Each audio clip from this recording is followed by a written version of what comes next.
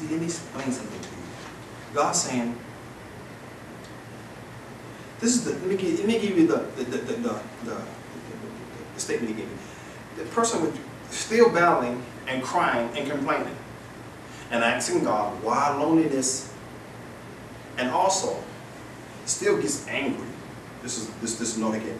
And still gets angry and is ready to confront someone concerning rumors, and running their mouth against them. See, when you're still in a place where you're ready to confront somebody, check your spirit. See, when you get to a place when someone starts running their mouth and they start persecuting, running their mouth against you, and your spirit is not ready to respond and not ready to say anything, and you start to laugh at it, and you start to smile at it, and you start to thank God for it, then you're getting somewhere where He's trying to get you. Because what He's saying is, I'm trying to get your spirit to a place where you will hear things and just smile at it.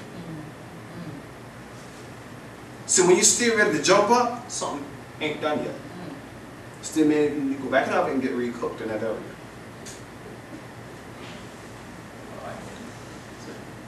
See, God's how I'm trying to get you to the place where you be just like Christ. Remember something. What did Christ do? He never defended Himself. He only defended the gospel according to what he needed, how he needed to defend the gospel and the Father. But Himself, he just said whatever. He just said the answer you need to give, and answer a question or even ask a question. But that was it. He never tried to, oh no, that's not true. He just said what he needed to say. He didn't try to defend himself. So what God's saying, if you're going to be like Christ, you have to be just like that. Well, you're not trying to defend yourself. What you're trying to do is you understand that you're in peace, that guess what? This season of persecution must be upon you now. And I understand this is a part of my making. These people must talk. It's ordained of God. And I embrace the fact that they talk. And I worship you, God, in the fact that they're running their mouth. And you're ordained that I must hear certain things that they say. And I worship you in this, God. See? And then when you look at the second part of that, is rejection. See, God's trying to also show us that, you know what, you need to graduate from this thing if you feel like you got to always be with somebody. See? You have to graduate from this thing. And always fighting and being mad at being lonely. He said, no, until you learn how to let people reject you, like Christ allowed men to be rejected of men, then see, what you're going to have to do is stand and fight a little bit longer, because you keep wanting someone to accept you and like you and be close to you and relate to you and like what you say. And really, they reject what you say. Well, you can speak what God say, and they reject it. He said, God, I'm letting them reject what you say. It'll be the Lord speaking, and they reject it. And then you start saying, I know that what God's speaking. God said, I want you to get past to a point where you won't say that. You just speak it and know what's mean. That they reject you, you just say, oh well, that's on them. Why? Because what he's saying is rejection is not just in the form of someone not being with you. It's also in the sense of when they're not receiving the gospel through you. You see? And a lot of times he allowed them not to receive the gospel through you to teach you how that you got to understand you have the gospel even if they don't accept it. The gospel is the gospel by accept even if someone rejects it. See, what we keep trying to do, we keep trying to prove the gospel when the gospel is supposed to be proven.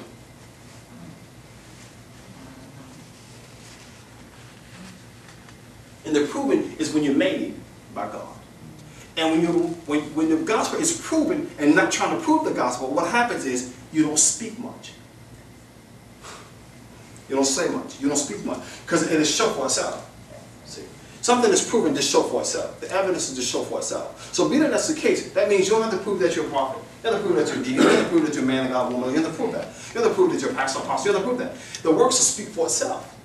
So when the works speak for itself, he's saying, I will get you to be quiet. So when you learn to be quiet, what that would do is then I can show myself mighty, because you was what resting in me. And knew that this battle was not yours. And so when you knew that this battle was not yours and you rested in me, that's when I can show myself mighty, because you understand that my gospel is being rejected. They're not rejecting you, they're rejecting who? Me. And this is what God is saying. And when they reject me, they got a hard way to go. See? Because they come against my service. Then can it be fulfilled in saying this? Touch not my anointing and do my prophet no harm. That scenario applies when you truly are in the place with God where you allow that principle to be applied. Let me tell you what I mean by that. Many are saying, touch not my anointing. Do my prophet no harm. Watch this. Say your prophet, say your prophet, say your prophet, say your prophet, say your prophet. Watch this. What we don't understand is, like you always hear me say this. touch not my anointing, do my prophet no harm, applies to be true because one is truly a prophet. But what you got to also understand is this. It's dangerous when you use it if you touch on another prophet. If you touch another prophet, but you're a prophet, you can say it, but you need to be careful because you're touching another prophet. So when prophets touching prophets, everybody gets in trouble. And then the fire got to hit everybody.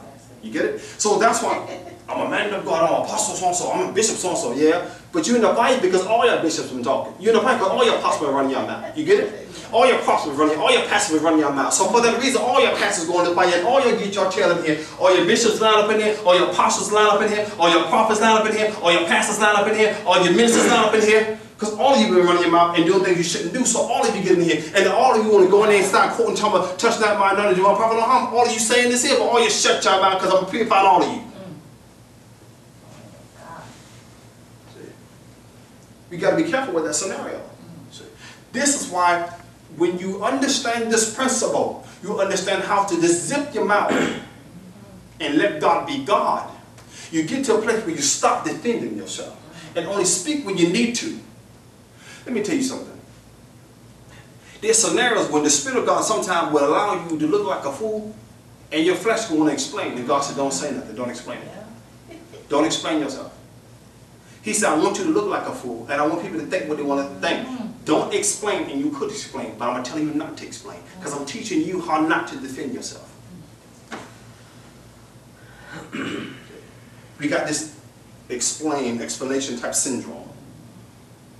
You want to explain everything. Let me clear this up. We got this. Let me clear this up. God, so you can clear nothing up. I'm gonna clear this up. I'm God. See. Persecution and rejection. But are you ready to graduate? And in the fire, if you did go through that in this area of persecution and rejection, and be rejected, and the prophetic through you, and all that things through you as a man and woman of God, and you can't understand, and God said, let me teach you the principle in this, my son, my daughter, and why I'm allowing you to face this. Stop trying to defend me.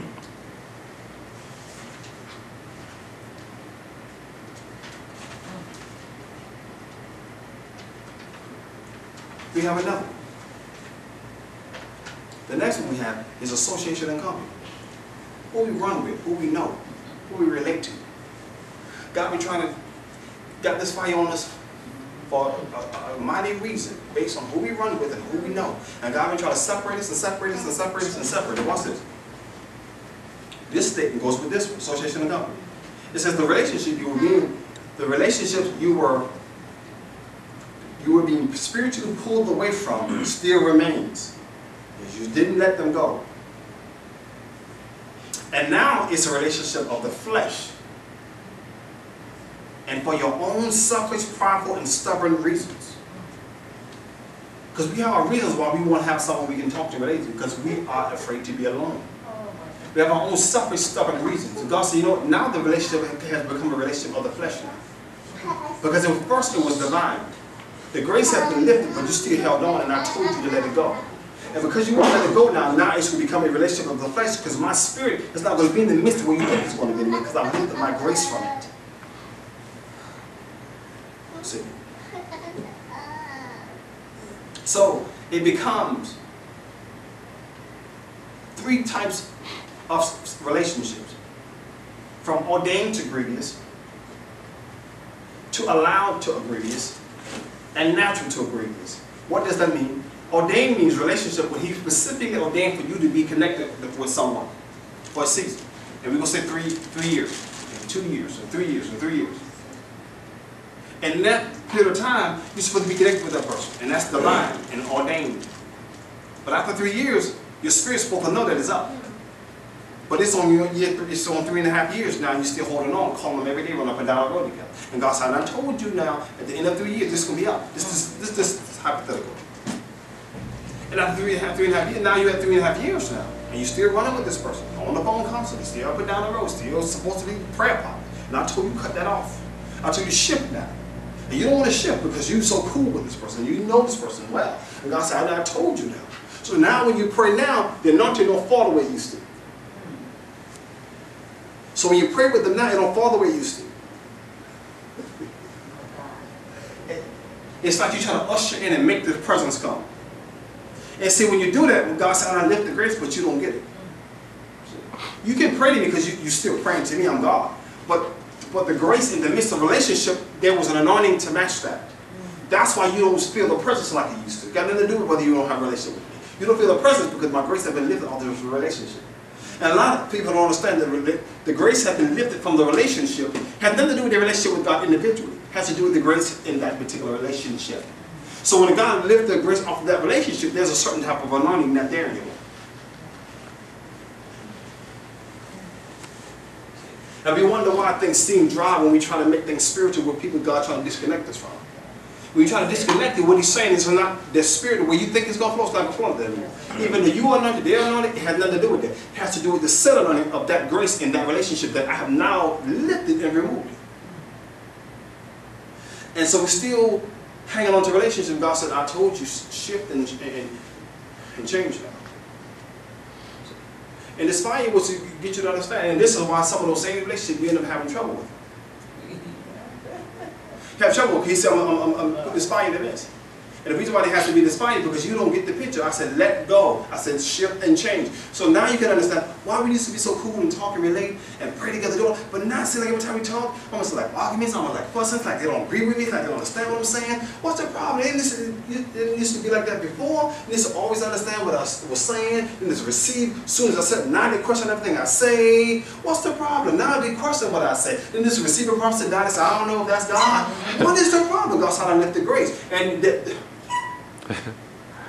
the grace that was on that person's heart is no longer there. We need to understand these spiritual relations. Let me tell you something. Because some people you have to separate will be highly anointed people. Have nothing to do with whether they're sinful, wrong, or evil. Have nothing to do with that. It just has to do with where he's taking you. See, we need to understand that. Everybody who's anointed doesn't mean you're supposed to be connected to them. And if you're connected to them, he's supposed to season you. After that, you may have to separate. And when you do, it doesn't mean it's something evil or wrong. They still may be well with God and nothing wrong with them. It has nothing to do with that. It has to do with what God is doing for that reason. Nothing else. You don't think, well, you know what, you think they had to separate because you think that man was sinning, that woman was sinning. It has nothing to do with things like that. It has nothing to do with things like that. It just has to do with what he's doing. That's all. When we understand it that way, we won't take it like, well, it must have been something wrong. Wow, no, it was nothing wrong. God said it was nothing wrong. It was just for what I'm doing.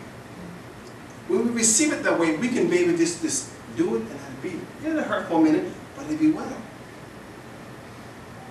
That's the anointing. The allowed is this general relationship. That's just allowed to be together. For example, let me give you a prime example. Allowed is just the general sense. Okay? The general sense means this. For example, there may be some you've been friends with before you got saved.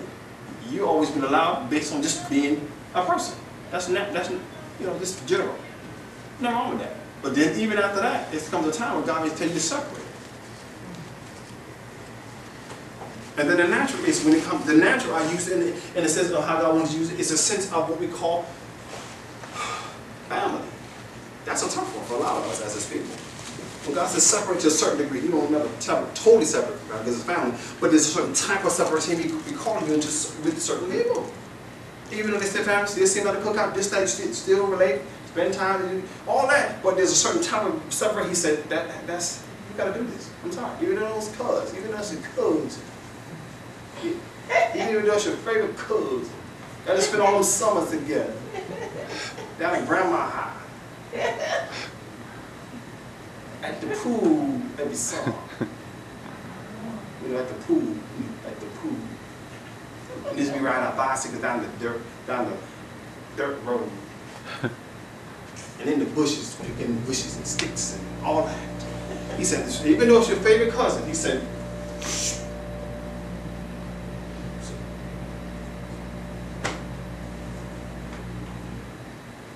He said, because it's fine, you're going to get us understanding.